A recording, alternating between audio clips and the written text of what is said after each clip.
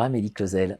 Bonjour Jean-Philippe. Amélie Clausel, vous êtes maître de conférences habilitée à diriger les recherches à l'Université Paris 1 Panthéon-Sorbonne. Co-autrice avec Nathalie Guichard et Caroline Richer, professeure à l'Université Paris-Saclay, d'un article dans la Revue française de gestion consacré au gaspillage alimentaire. Je vais donner le titre, le gaspillage alimentaire dans la famille vers une socialisation bidirectionnelle. Là, on reconnaît la grande tradition de la recherche en comportement du consommateur dans le domaine du marketing.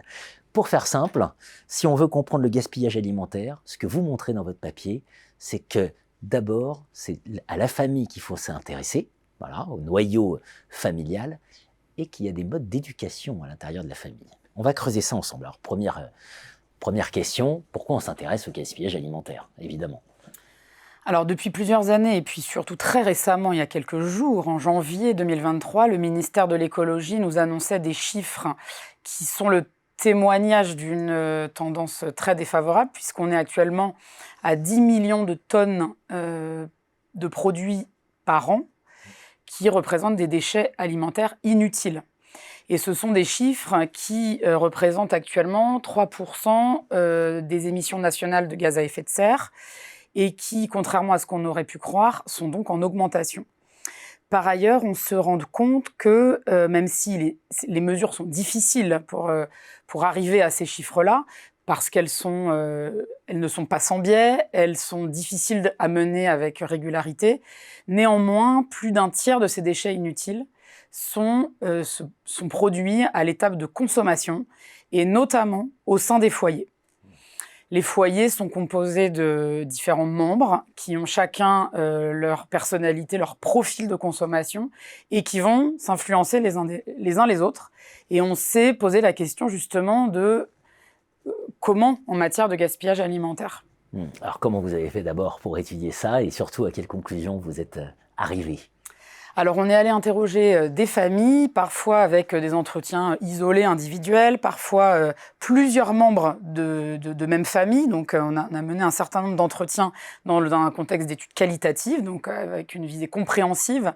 Et on a notamment mis en avant le rôle de la socialisation qui apparaît sous différentes formes et au regard d'une typologie qui tourne autour de 3 approches différentes du gaspillage alimentaire en famille. Donc on a mis en avant différents types de socialisation. Une classique, la socialisation descendante, où les parents vont inculquer à leurs enfants, éduquer, socialiser. On assiste également à une forme de socialisation inversée ou ascendante, donc des parents vers les enfants. Donc en sociologie, cela a déjà été démontré, pas dans le contexte de la consommation responsable. Et on s'est rendu compte que selon les approches du gaspillage, il y avait aussi une socialisation de nature réciproque finalement, ascendante et descendante. Alors on a identifié une typologie avec 3 approches différentes. Tout d'abord une approche du gaspillage qui va être encadrée. Donc le gaspillage va être contrôlé, sous contrôle vraiment, donc anticipé.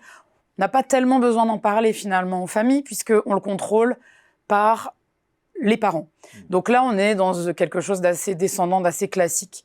Donc le gaspillage va ici être plutôt quelque chose qui est motivé par des aspects économiques.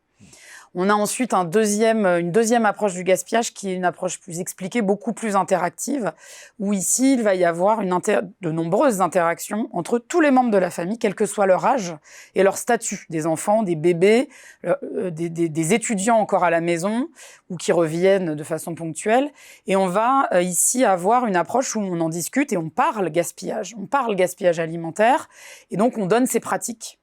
Et ici, on voit apparaître le rôle du mésosystème, notamment celui de l'école, qui arrive par les enfants et qui dit « Papa, cette tomate, ne la jette pas. La maîtresse, elle a dit qu'il y avait juste une ride. » Donc, effectivement, on va assister ici à une socialisation à la fois descendante, toujours, mais aussi ascendante, dite inversée, en fait, dans la littérature, où l'ensemble, en fait, des pratiques liées au gaspillage vont venir de différentes personnes.